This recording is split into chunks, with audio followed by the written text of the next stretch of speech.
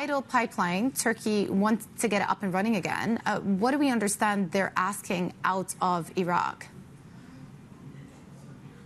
Morning, Jemana. Yes, that's right. Turkey's mentioned two things. The first is that underutilization. So first and foremost, Turkey wants it back up and running. But secondly, when it does, it wants an expanded pipeline agreement. It wants this to cover not just the current crude oil flows, but also electricity and petrochemicals.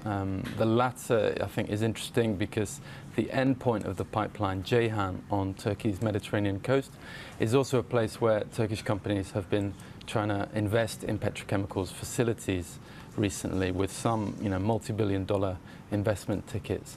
So it feels like they're trying to press for the advantage a little bit in Ankara, take advantage of the current idle situation, which, as far as we know, is not helping anyone, be it Turkey, the Kurds, the independent producers there, and look for an agreement that benefits, I think, itself and also its private sector in the longer term from around this time next year onwards. And what does it mean for the pipeline itself? Is there any prospect for flows resuming? Can it be reactivated anytime soon?